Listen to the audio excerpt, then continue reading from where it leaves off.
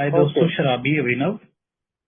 हाय अभिनव। ईश्वर की असीम कृपा आप सब भाइयों का साथ।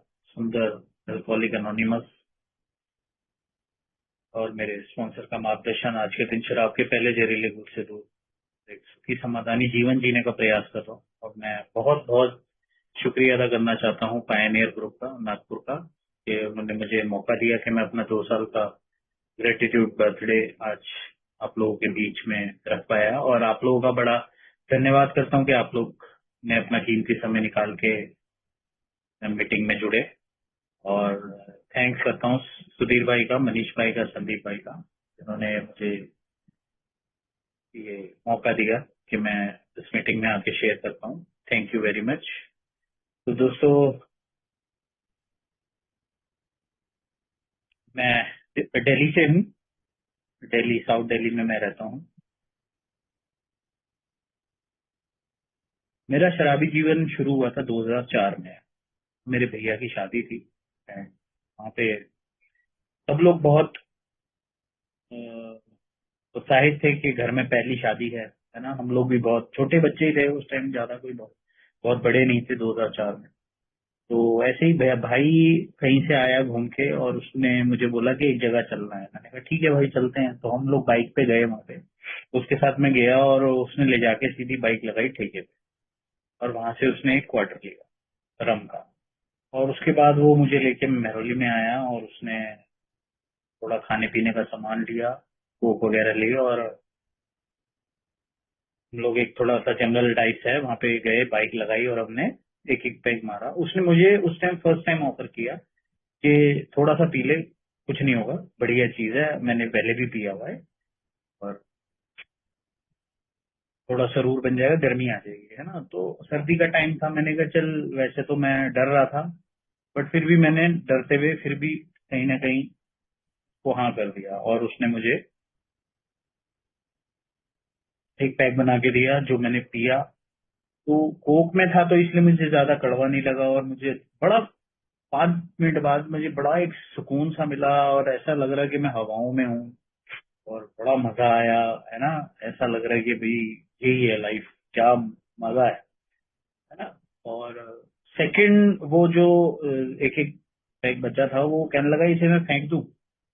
तो मैंने उसको बोला नहीं नहीं फेंक मत, पी लेते हैं इसको, है ना। तो मैं उस टाइम नहीं समझ पाया था कि ये मेरे साथ ऐसा क्यों होता है ना।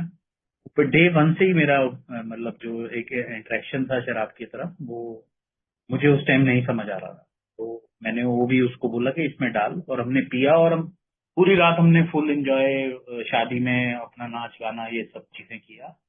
देन अगले दिन हम लोग बियर को रम में मिला मिला के पी रहे हैं ना।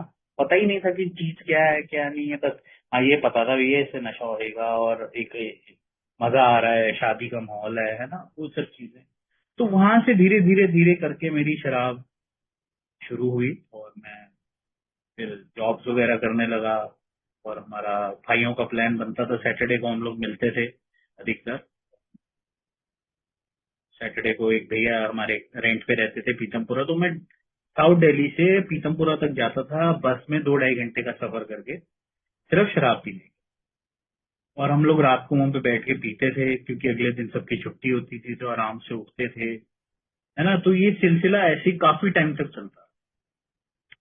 और कब वो मैं शुरू हुआ था, मैंने जब उसके बाद बियर पी, है ना। बियर से फिर वो कब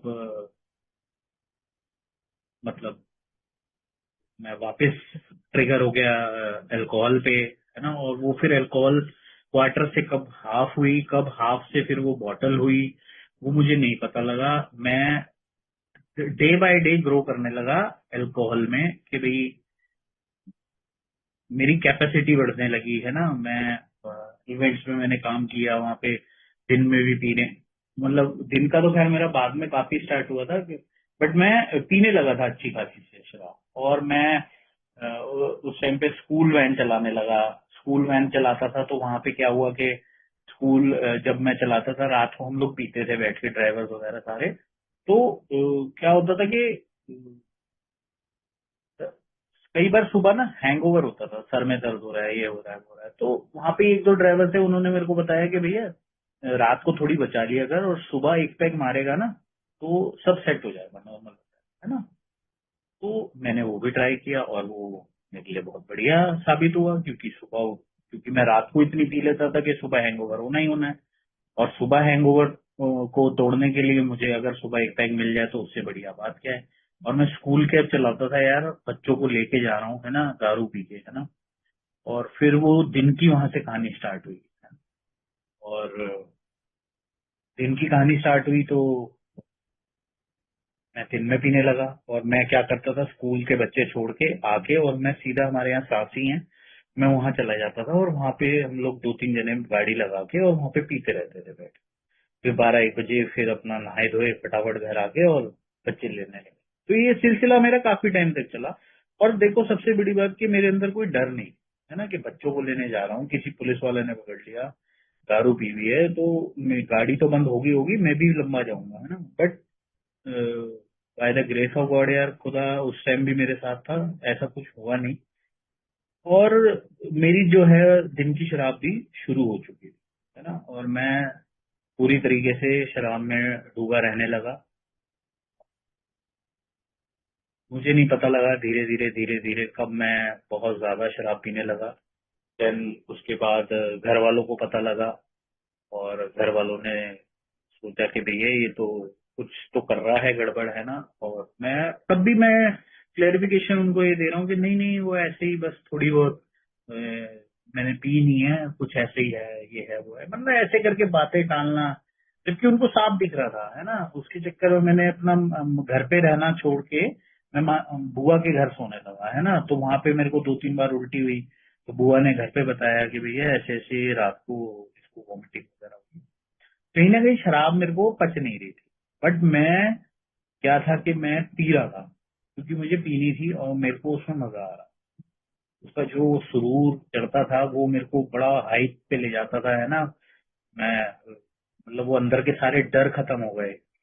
मेरे को ये लगता था यही लाइफ है ना। किसी लड़की से बात करनी है मैं शराब पी के कर लेता था है ना। किसी कहीं पे लड़ना है मैं फटाफट मैं सबसे आगे होता था। बात पता नहीं है पर मैं सबसे आगे खड़ा होता। तो ये सब चीजें मुझे लग रही थी कि यार यही लाइफ है ना। और उसके बाद भैया आते आते आते 2010 तक मेरा लीवर बिल्कुल डैमेज हो गया। मैं इतनी पीने लगा, मेरे फादर की डेथ हुई 2010 में। उस टाइम पे मैं जब तीसरे दिन की हमारे घर में प्रेयर होती है तो मैं फिर दारू पी के पड़ा था। और मेरी मदर से सब लोग पूछ रहे थे कि इसको क्या हो गया। तो मम्मी अब बेचारी क्या कहती कि उन्होंने बोला कुछ नहीं, बस ऐसी थोड़ी तबीयत खराब है इसकी। तो मतलब वहां पे भी वो लोग मेरे को बचा रहे थे है ना। और फिर फादर की डेथ हो गई, उसके बाद भी मैं नहीं सुधरा है ना। और अब तक क्या हो चुका था कि मैं घर का सामान बेचना शुरू हो चुका है ना। मेरे हाथ में जो लगा मेरे को, क्योंकि पैसे मिलने बंद हो गए हर जगह से है ना। मैंने हर तरफ से उधार ले लिया था। जो जो मुझे अच्छा जानते थे पहले से, किसी से 100 पकड़ लिए, किसी से 50 पकड़ लिए है ना। और वो लोग अब ना सामने से आता हुआ मुझे देखते थे तो वो रास्ता बदल लेते थे है ना। क्योंकि गली के कुत्ते को भी पता था कि मैं शराबी हूँ, पर मैं मानने को तैयार। तो मैं घर का सारा सामान बेचने लगा। वॉशिंग मशीन बेच दी, जो हाथ लगा बर्तन आए हाथ में बर्तन बेच दिए, सिलेंडर बेच दिया एक बारी। उसके बाद सिस्टर मेरी बेचारी जॉब करती थी तो उसके पर्स में से पैसे चुराना है ना। तो इधर उधर छुपा छुपू के सोती थी। मैं फिर भी कहीं ना कहीं से मैं जुगाड़ लगा के निकाल पता लगा ही लेता था कि इसने पर्स कहाँ रखा है। और मैं तो पैसे निकाल के और सीधा साथी हो गया। और मेरी हालत ऐसी हो गई थी कि यार मैं सुबह जब उठता था मेरे हाथ पैर कांपते थे। और मैं आपको यकीन नहीं मानोगे कि मैं जब तक एक पैग ना मार लूं, कई बार तो वो पहला पैग मारती उल्टी हो जाती थी, बट वो जब अंदर जाता था ना और उसके 5 मिनट बाद जो वो उबकाई वगैरह आती थी और वो सब बंद होता था तो बड़ा रिलीफ मिलता था यार कि भाई ये है मतलब। और उसके बावजूद भी मतलब इतना सब कुछ हो रहा है और मैं तब भी ये मानने को तैयार नहीं था कि मुझे शराब से कोई मुझे कहीं ना कहीं ये लग रहा था कि मैं ठीक कर लूंगा, ये तो कोई दिक्कत नहीं है, हो जाएगा। फिर उसके बाद चलता रहा। 2010 में ही फिर मेरे को मैं जिनके साथ पीता था तो उन्होंने मेरे को एक जगह लेके गए रिहैब में। वहां पे उनका कोई नॉन टू एडमिट था, तो उन्होंने मेरे को बोला तुझे यहाँ एडमिट करा दूं। मैंने कहा नहीं भाई, मेरे को नहीं था। मैं कहा यहाँ क्या होता है? कह रहे यहाँ पे शराब छुड़ाई जाती, नशा छुड़ाया जाता है। अच्छा, मैंने कहा, क्या बोलते हैं इसको? कह रहे रिहैब। अच्छा, तो मैं उस टाइम तो नहीं गया, बट मैं वहां से वापस आ गया और उसके बाद भी मेरा सिलसिला चलता रहा। देन मेरा क्या हुआ कि मेरे को मेरा लीवर बिल्कुल खत्म हो गया। मेरी सिस्टर की शादी थी, मैंने उसमें खूब दारू पी और मेरा लीवर बिल्कुल डैमेज हो गया। और मम्मी ने बड़ा वो करके इधर उधर से उधार लेके के कर्जे पे पैसा लिया, क्योंकि मेरी सिर्फ बहन अर्निंग थी। और उसको भी बिना बताए उन्होंने कर्जे पे पैसे लिए, और कहीं दिल्ली में एक डॉक्टर है, स्पेशलिस्ट है कोई एल्कोहल वगैरह का, तो वहां पे मेरे को लेके गए और वहां पे एडमिट कराने के लिए बोला। तो डॉक्टर ने मेरी हालत देख के और वो सब देख के, मेरी रिपोर्ट्स वगैरह, उसने मना कर दिया। कहने लगा ये नहीं बचेगा और इसका कोई फायदा नहीं है, आप इस पे पैसा लगाओगे 1-1.5 लाख रुपए, कोई फायदा नहीं है, आप इसे ले जाओ, ये नहीं बचेगा किसी भी हालत। बट कोई, ये माँ का दिल माँ का होता है। उन्होंने फिर भी उनसे हाथ पैर जोड़े और अपने बेटे के लिए भीख मांगी।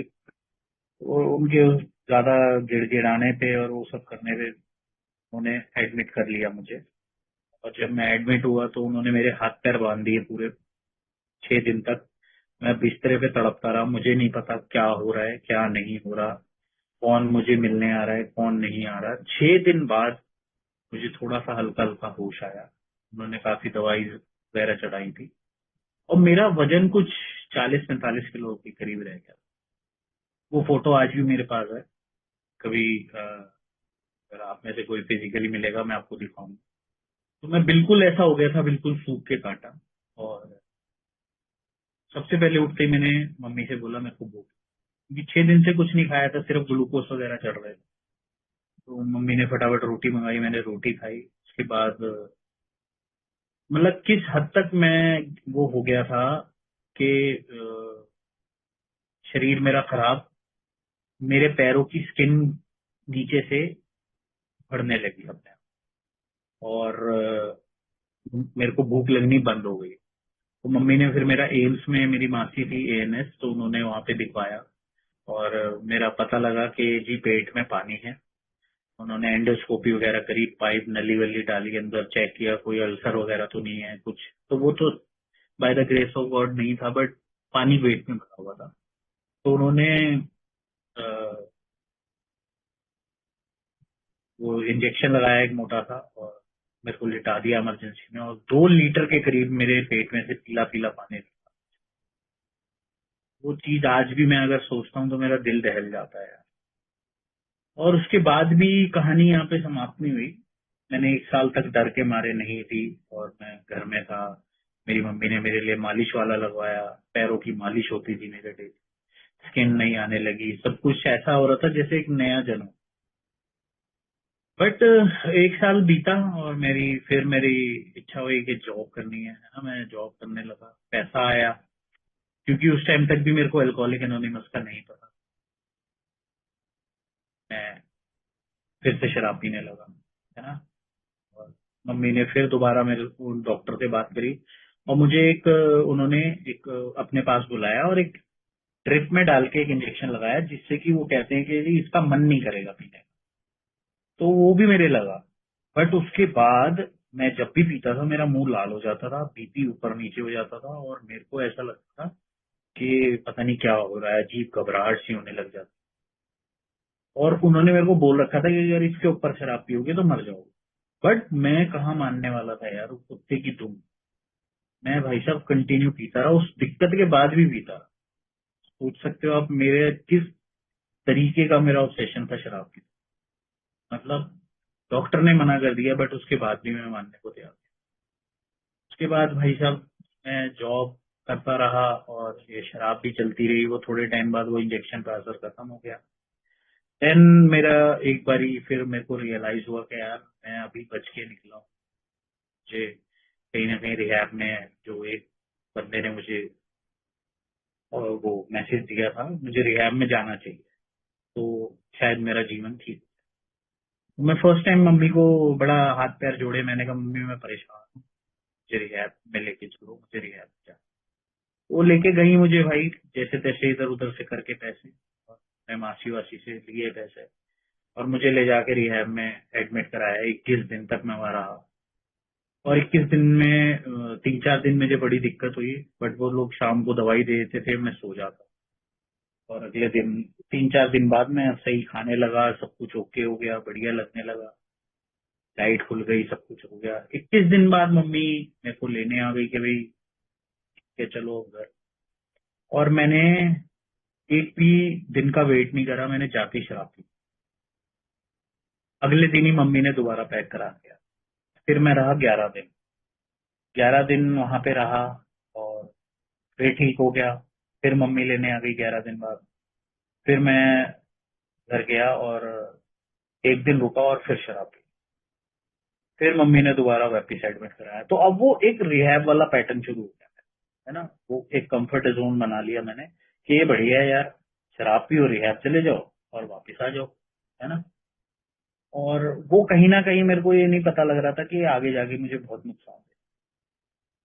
तो तीसरी बार जब मैं एडमिट हुआ तो मेरे को कोई 7 दिन हुए थे। 7 दिन बाद मम्मी का फोन आया कि भाई मेरे को तुझे, मैंने एक जगह गवर्नमेंट रिहैब है वहां पे तेरी बात करी है 3 महीने के लिए, वहां पे बेड वगैरह सब कुछ है, और तुझे वहां रहना है बेटा, तभी तू ठीक हो पाएगा। तुझे लंबे टाइम रखूंगी तो ही तू ठीक होगा, ये 2-4 दिन, हफ्ते 10 दिन में तेरा कुछ नहीं। तो मैं एग्री हो गया, मैंने कहा ठीक है यार। इन लोगों ने भी भाई मेरे लिए, क्योंकि मैं उस टाइम सोफी में था, तो मेरे को ये रियलाइज हुआ कि यार हाँ, इन लोगों ने मेरे पीछे बहुत कुछ सहा है। और आज अगर मम्मी मेरे लिए कुछ रिक्वेस्ट कर रही है तो मुझे वो चीज करनी चाहिए। देन मैं गया अगले दिन वापस, मतलब 8वें दिन मम्मी लेने आई। और मैं जाके उनसे कोई मिलना जुलना वो सब अलग की बात है, क्योंकि मुझे ये था कि भाई मुझे रिहैब जाना है। और मैं उनसे क्या बोल रहा हूँ कि मम्मी बस आज आज पीने दो, कल तो मुझे रिहैब जाना ही है ना। तो वो फिर भी उन्होंने मेरे को घूर के देखा, बट फिर भी माँ का दिल बड़ा नम्र होता है ना। उन्होंने फिर भी मेरे को पैसे दिए, कहने लगी ये ले पकड़ जा मर, है ना। और मैं गया भाई साहब, मेरे पास 100 रुपए पहले मैंने बचा के रखे हुए थे। मैं, मेरा मतलब शानापन मैं आपको बता रहा हूँ कि मैं एक क्वार्टर का भूल के गया था और 100 रुपए मेरे पास पड़े थे। ईमानदारी कहीं नहीं थी मैंने। तो मैं गया वहां जाके, मैंने एक क्वार्टर वहीं दिया और एक क्वार्टर लेके घर आ गया दिखाने के ना। और हाफ पी के सो गया, और अगले दिन मैंने अपनी पैकिंग अपने आप करी और मैं रिहैब चला गया। 3 महीने में वहां पे रहा। मम्मी वगैरह मिलने आते थे क्योंकि वो घर के पास ही था रिहैब, काफी अच्छा रिहैब था। वहां से 3 महीने में मेरे को एनए वाले, ए वाले वहां पे आते थे, जो मीटिंग्स के बारे में बताते थे, प्रोग्राम के बारे में बताते थे, बिग बुक के बारे में बताते थे, गर्ल स्टेप के बारे में बताते थे। बट वहां पे मेरा इतना दिमाग कोई खुला हुआ नहीं था, तो मैं सुनता था सब कुछ। बट हाँ, वहां पे ये पता लग गया था, एक मैसेज मिल गया था कि एक एल्कोहलिक एनोनिमस नाम की एक संस्था है, जहाँ पे यहाँ से निकलने के बाद अगर मैं कंटिन्यू जाता हूँ तो मेरा जीवन एक एक दिन करके बेहतर हो सकता है ना। 3 महीने बाद मैं वापस आया और मैंने बढ़िया से अपना घर आ गया। कोई शराब का ऑब्सेशन नहीं, कुछ नहीं। 3 महीने में बढ़िया हेल्थ हो गई थी। जो वजन मेरा गिर चुका था वो बढ़िया 90-95 किलो पे आ गया था, है ना। और घर वाले कह के चिढ़ाते थे भी ये से तो रिहैब की रोटी लग गई, है ना। और मैं बड़ा खुश होता था। तो उसके बाद 7 दिन तक मैं मीटिंग में नहीं गया। जो वहां के काउंसलर थे वो आज भी मेरे साथ जुड़े हुए हैं। आज भी वो मेरे एक कहीं ना कहीं स्पॉन्सर ही हैं। मेरे को, मैं कहीं पे भी फंसता हूँ तो मैं उनसे बात करता हूँ। वो भी रिकवरी मेंबर है, 17-18 साल हो गए हैं उनको। और मेरे को कोई भी कहीं पे भी मेरे से, मैं अगर कोई बात किसी से नहीं बता पा रहा, मैं उनसे बताता हूँ, तो वो मेरे को उसका समाधान देते हैं। आज भी मेरी उनसे बातचीत है। तो अ, उन्होंने मेरे को 7 दिन तक कंटिन्यू फोन करा कि अभिनव तू मीटिंग गया, अभिनव तूने वहां पे फोन करा। और मैं रोज ही कुछ ना कुछ बहाना डाल के कि नहीं नहीं अभी नहीं, नहीं नहीं आज नहीं, नहीं मैं कल चला जाऊंगा, आज मैं थोड़ा बिजी हूँ, मतलब ऐसे टालता रहा। बट 7वें दिन उन्होंने ऐसा बोला मुझे कि अभिनव जब शराब पी लेगा तब जाएगा क्या। तो भाई साहब वो बात मेरे को एकदम से ट्रिगर करी यार। मैंने कहा बात तो सही है यार, इतना जो मैंने 3 महीने रिहैब में दिए हैं ये तो सब खराब हो जाएगा। फिर भाई साहब मैंने जैसे तैसे करके अपने फोन निकाला, उसमें अल्कोहलिक एनोनिमस हेल्पलाइन का नंबर डायल किया और वहां से बड़ी 1 सेकंड के अंदर मेरे पास रिप्लाई आया और उन्होंने मेरे से पूछा कि आपको शराब की प्रॉब्लम है। मैंने कहा हाँ जी, मैं अभी रिहैब से आया हूँ, 3 महीने का रिहैब करके, और मेरे को ऐसे बताया गया था कि अल्कोहलिक एनोनिमस एक संस्था है जहाँ पे आप जा सकते हो और वहाँ पे कोई वो नहीं है। देन उसके बाद मेरे को उन्होंने बुलाया कि ठीक है जी, आप शाम को मीटिंग में आइए, आपके नियर बाय क्या जगह पड़ती है। तो मैंने उनको सारा बताया, उन्होंने मुझे फटाफट एड्रेस दिया और शाम को मैं बिना नागे के मीटिंग में पहुंच गया।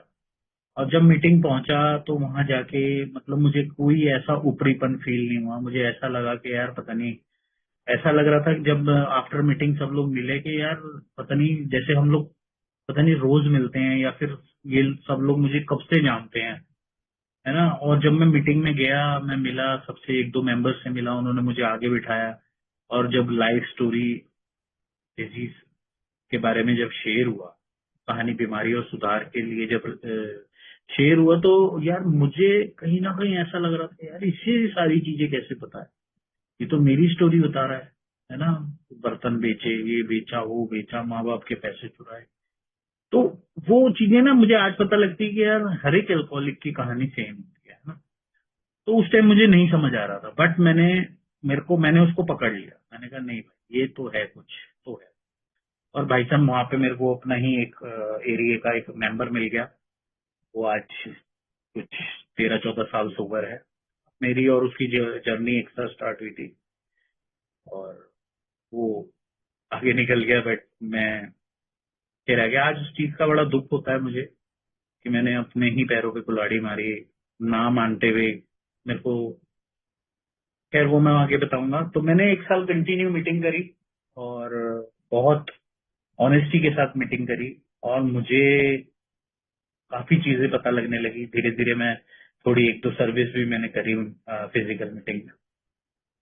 देन वहां से मैंने 1 साल कंटिन्यू मीटिंग करी। उसके बाद मेरी मैरिज हो गई और मेरा सब चीजें ठीक होने लगी, जॉब मिल गई एक अच्छी, है ना। और मुझे कहीं ना कहीं अहंकार आ गया कि मुझे अब सब पता है अल्कोहलिक एनोनिमस के बारे में, तो ये कैसे काम करता है और अब मैं लोगों को बताऊंगा कि शराब कैसे छोड़ी जाती है और मैं ठीक करूंगा लोगों को। और मैं धीरे धीरे धीरे धीरे जॉब की तरफ, अपनी शादी मैरिड लाइफ की तरफ ज्यादा इन्वॉल्व होने लगा, एल्कोहलिक एनोनिमस से दूर होने लगा। और वो दूरी इतनी ज्यादा हो गई कि 6 महीने में कभी एक मीटिंग होती थी मेरी। और वहां पे मेंबर जब भी मिलते थे मुझे बोलते थे अभिनव, थोड़ा सा टाइम, क्योंकि उस टाइम पे ऑनलाइन मीटिंग का नहीं था 2013 में, तो मेरे को सब बोलते थे कि यार अभिनव, फिजिकल मीटिंग बहुत जरूरी है, भले ही हफ्ते में 2 मीटिंग कर, पर कर, ये ही है जो।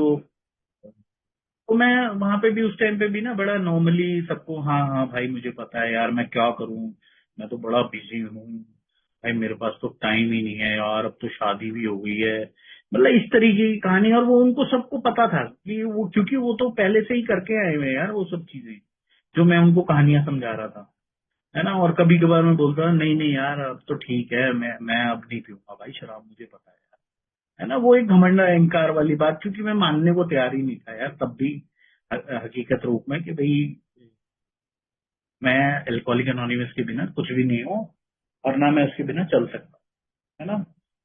तो धीरे धीरे भाई वो मीटिंग बिल्कुल खत्म हो गई और मैं मैरिड लाइफ में ज्यादा बिजी हो गया। और कहीं ना कहीं आते आते आते आते 2018 में मेरा रिलैप्स हो गया, मैं शराब के पास पहुंच ही गया। क्योंकि मैं पिंक क्लाउड में था, मेरे को कुछ मीटिंग से लेना देना नहीं था। मेरे को सब बोलते थे कि भाई स्पॉन्सर ले ले, प्रोग्राम कर ले, 12 स्टेप वर्क करना जरूरी है। बट मैं सबको हल्के में लेता था कि यार नहीं, क्या जरूरत है यार, मैं किसी को क्यों बताऊं कि मैंने क्या किया है। बट वो यार आज चीजें समझ में आती हैं कि वो जरूरी क्यों है। वो किसी के लिए जरूरी नहीं है भाई, अल्कोहलिक एनोनिमस की जरूरी नहीं है वो मेरे लिए जरूरी है। क्योंकि मुझे अपने अंदर का जो कचरा मैंने भर के रखा हुआ है ना इतने सालों से, वो मुझे अ, तंग करता है, बार बार मेरे को कसोटता है अंदर से। तो वो इसलिए होता है कि मेरे को अपने अंदर का जो है ना, वो एक गिलास है अंदर, उसको खाली करना पड़ेगा। जब तक उस गिलास को मैं खाली नहीं करूंगा तो वो उसमें गंद ही भरा रहेगा। और जब एक बार खाली करके साफ सुथरा करके रख दूंगा तो फिर मैं उसमें अच्छी चीजें डाल सकता हूँ, है ना। तो वो इसलिए होता है यार। बट मैं तो भाई अपनी हवाओं में था, और 2018 में मेरा रिलैप्स हुआ। देन मैं फिर शराब की तरफ चला गया। बट ये था कि एक डर था घर वालों का, वाइफ थी अब तो छोड़ पकड़ की कहानी शुरू हो गई, और रिहैब का पैटर्न दोबारा आ गया लाइफ में ना, कि मैं जाता था, पीता था, फिर मेरे घर वाले 15-20 दिन के लिए डाल देते थे, क्योंकि वाइफ रहने नहीं देती थी ज्यादा दिन, है ना। तो मुझे एक डर ये भी खत्म हो गया कि ज्यादा लंबा रखेंगे। तो हफ्ते भर ज्यादा से ज्यादा 10 दिन वो ले जाती थी मुझे आके, और मैं 4-6 महीने फिर ठीक चलता था, फिर शराब पी लेता था। और उस छोड़ पकड़ का इतना जो असर हुआ, क्योंकि जब मैं अल्कोहलिक एनोनिमस में 2013 में आया था, मेरे मेरे ऊपर कर्जा था 0। बट जब मैं ये छोड़ पकड़ में लग गया, और शादी हो गई 2016 में, मेरी एक बेटी हुई जिसकी डेथ हो गई 2016 में ही। देन उसके बाद 2018 में मेरी दूसरी बेटी हुई। जिस दिन वो पैदा हुई है उस दिन भी मैं रिहैब में था, और मैं वहां से वापस आया। देन मतलब कहने का ये है कि वो छोड़ पकड़ वाला पैटर्न जो मेरा चल रहा था ना, उसमें मैंने करीबन करीबन 3 बाइक मेरी चली गई। एक बुलेट बाइक थी जो मैंने बड़े दिल से ली थी, 1-1.25 लाख की कैश में खरीद के, वो मेरी चली गई। 2 बाइक उसके बाद चली गई। बहन ने स्कूटी दिलाई थी, वो मैंने बेच दी। अनगिनत फोन मेरे चोरी हो गए, कुछ बेच दिए मैंने। और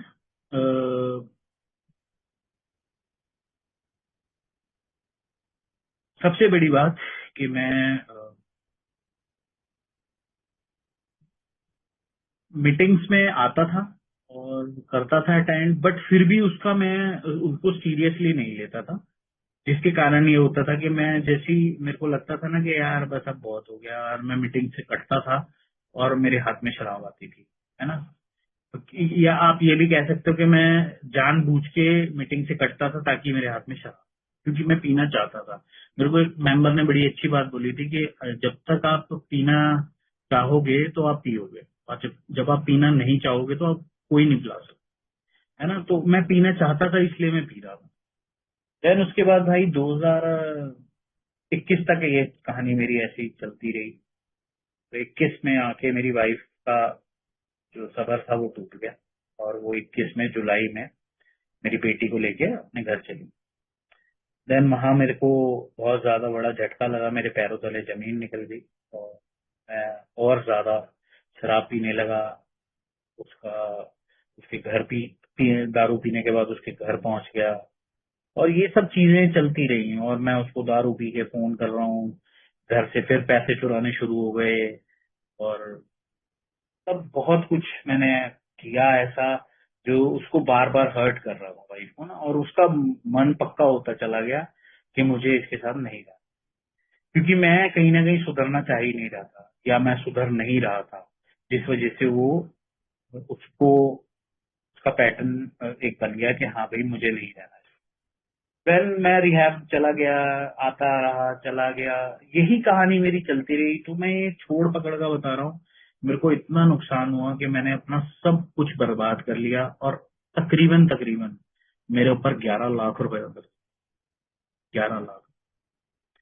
और और उसका भी मुझे कोई रिग्रेट नहीं था कि भाई कैसे करूंगा, क्या करूं। मैं फिर भी अपनी दारू के उसमें डूबा हुआ। देन मैं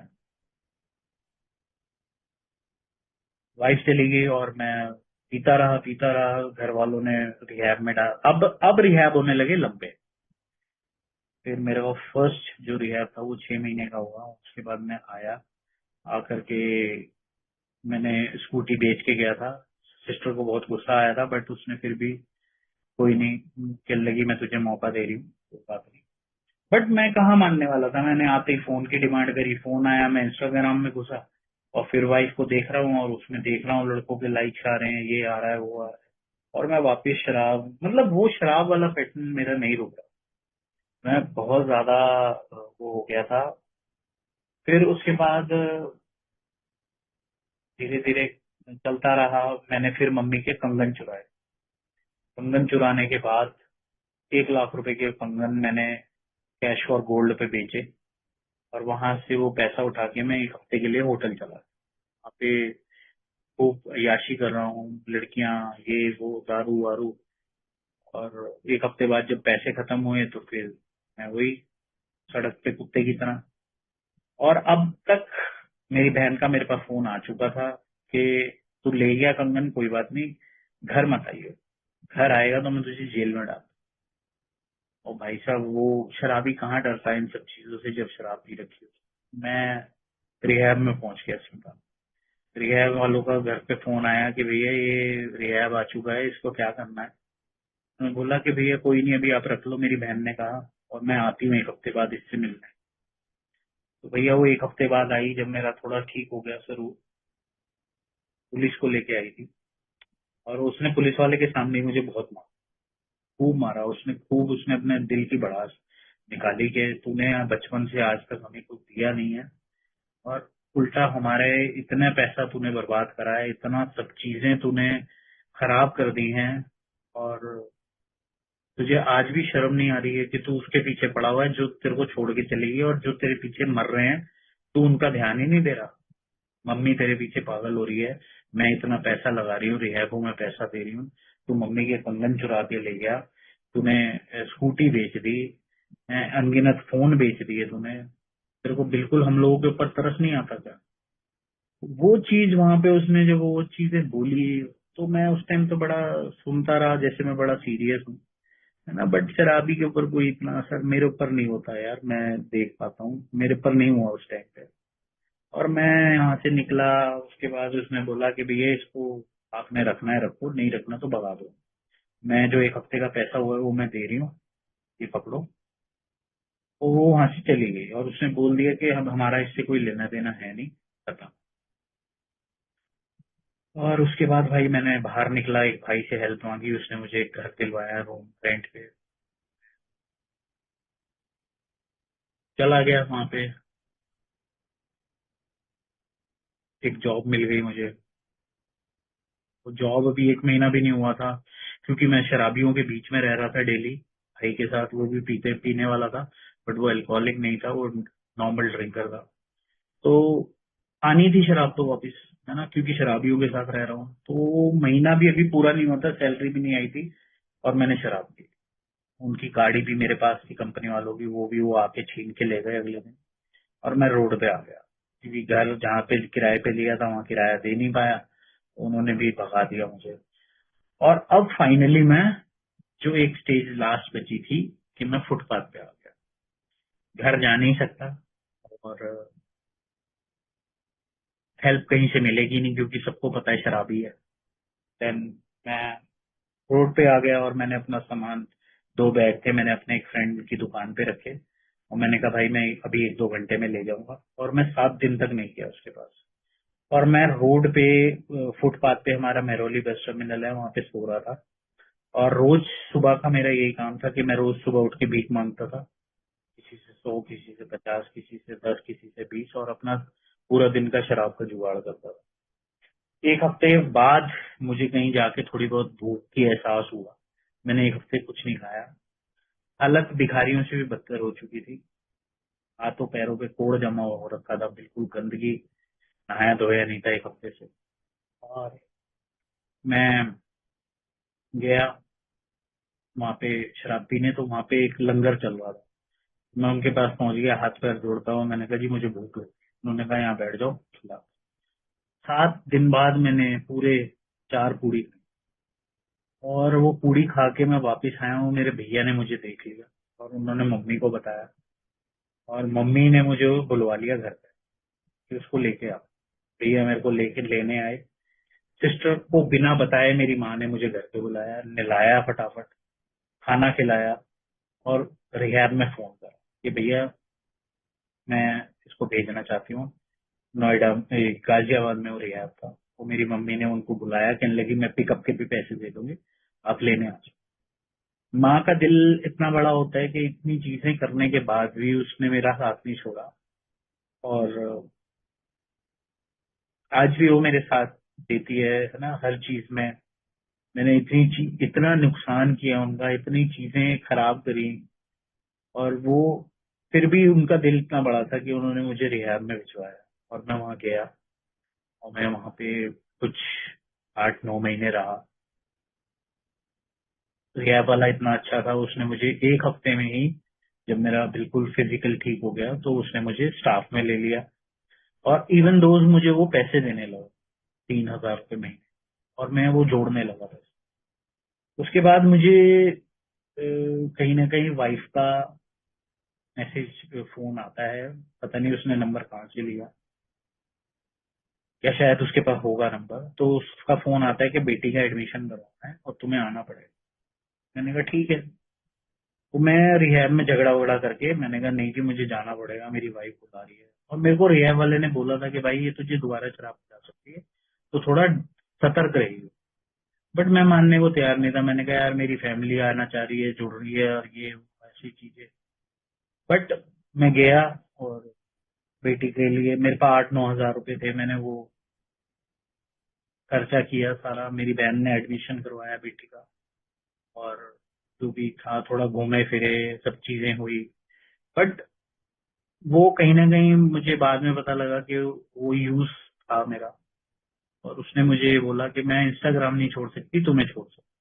वो मेरी लाइफ से वापस, जब सारा काम हो गया, बच्चे का एडमिशन वगैरह, और वो चली गई, देन मैं फिर से शराब पीने लगा।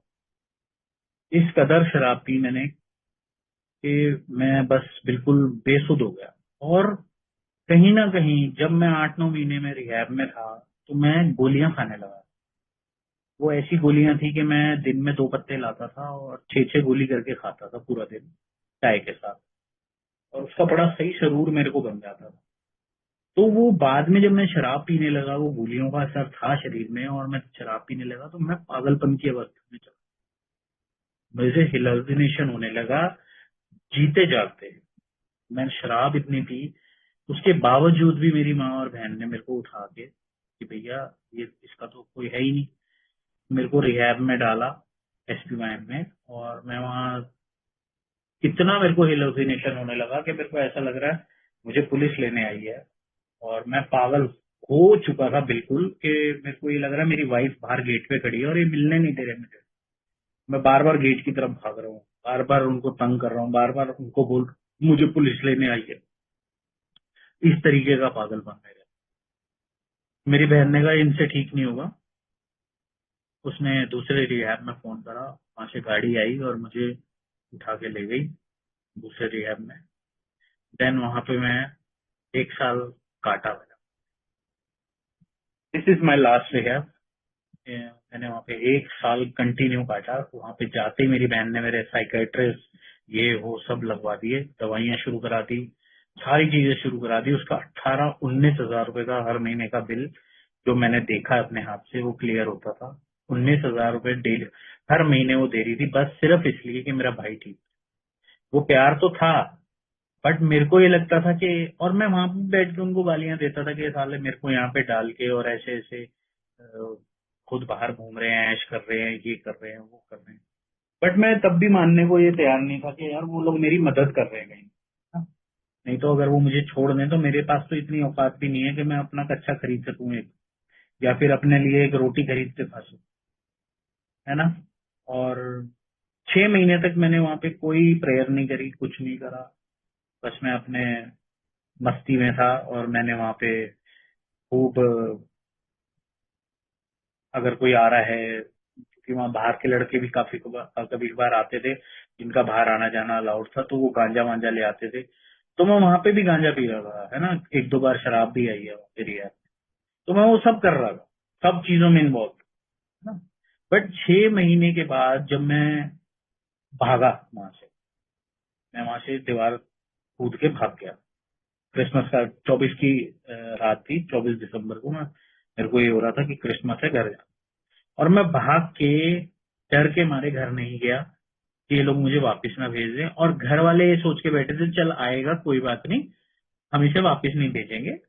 तो वो दोनों तरफ से ये चीज हुई कि मेरे को ये लग रहा था कि वो वापस भेज देंगे और मैं सीधा अपने दोस्त के पास चला गया। और दोस्त के पास जाने का मतलब ये था कि शराब आनी है, और मैंने शराब पी और 2-3 दिन भटकता रहा। फिर वही है कि बंदा पकड़ा तो मुखबरी से ही जाता है। मेरे भाइयों ने मुझे देखा और बरी कर दी, रिहैब वाली गाड़ी आ गई। फिर जो 6 महीने में वहां पे रहा हूँ, मेरे को वापस ले गए, 6 महीने में और रहा हूँ। उस 6 महीने के अंदर मैंने घुटनों पे आके प्रेयर करी, डेली बाइबल पढ़ी, लिटरेचर्स पढ़ने शुरू करे। अल्कोहलिक एनोनिमस की मेरे पास सारी किताबें थी, मैं सब लेके गया हुआ था। और मैंने वो पढ़ना शुरू करा ईमानदारी से, एक एक वर्ड को समझा कि अल्कोहलिक एनोनिमस की किताब में क्या लिखा हुआ है। डॉक्टर बॉब और डॉक्टर बिल जो हमारे सीनियर्स थे, उन्होंने ये प्रोग्राम क्यों बनाया, कि एक शराबी एक अच्छा जीवन जीने।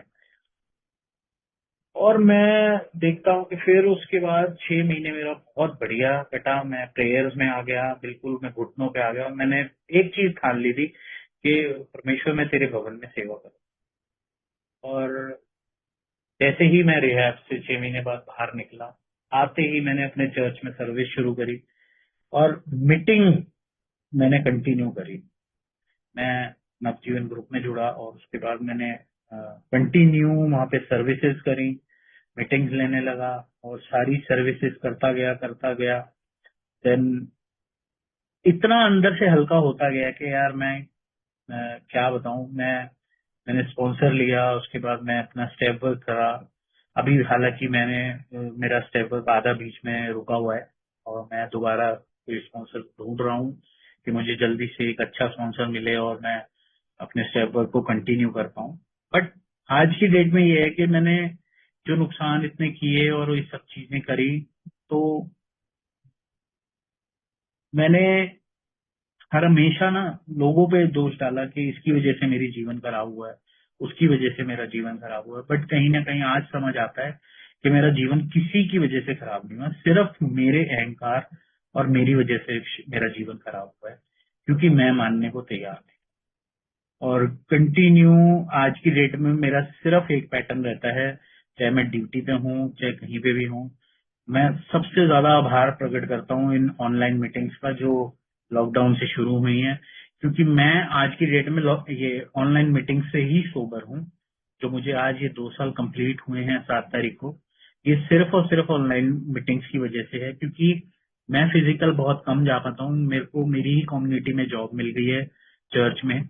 और अ, मैं क्रिश्चियन बैकग्राउंड से आता हूँ और मेरे को मेरी ही कम्युनिटी में जॉब मिल गई है, अपोस्टल जी हैं उनकी गाड़ी चलाता हूँ मैं। और बहुत अच्छी सैलरी है, बट टाइमिंग का थोड़ा इशू रहता है। तो इस वजह से मेरे लिए ये बहुत बढ़िया चीज है कि मैं ऑनलाइन मीटिंग कहीं पे भी हूँ, किसी भी हालत में हूँ, मैं ऑनलाइन मीटिंग अपना लीड लगा के कान में और आराम से बैठ के सुन सकता हूँ।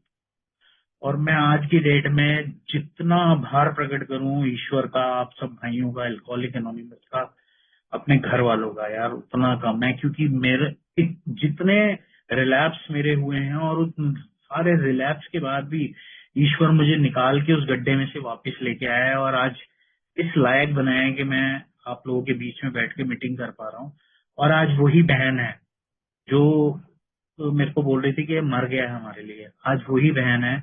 उसी के घर में बैठा हूँ गुड़गांव में अभी, और उसी के लैपटॉप से मैं शेयरिंग कर रहा हूँ। और एसी चल रहा है बकायदा पिछले 1-1.5 घंटे से। उसने एक बार भी इधर से एक बार झांक के पूछा था कुछ चाहिए। तो आज वही बहन है, आज वही माँ है, आज वही जीजा है जिनको मैं गालियां देता था, है ना, जिनसे मैं लड़ता था। आज इतना नुकसान करने के बाद भी, और फिर भी वो आज मेरे साथ खड़े हैं, है ना। आज अभी पिछले 1 साल तक तो वाइफ से भी मम्मी वगैरह की बातचीत हो रही थी, बट अभी वो बिल्कुल बात उसने बंद कर दी है, बच्चे की भी नहीं कराती है ना। और अभी डिवोर्स मेरा हुआ नहीं है, बट अभी पिछले साल तक तो वाइफ बोल रही थी कि मुझे डिवोर्स लेना है। बट अभी अब पता नहीं क्या है उसके मन में, क्या उसको उसका माइंड चेंज हुआ है या क्या हुआ है, मुझे नहीं पता, कुछ भी सब ईश्वर जानता है।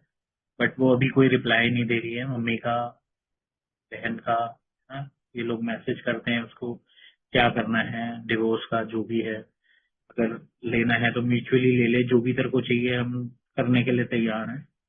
बट अभी उसका रिप्लाई नहीं आ रहा, तो उसके लिए मैं प्रेयर कर रहा हूँ बस, और मैं इससे ज्यादा कुछ कर नहीं सकता, है ना।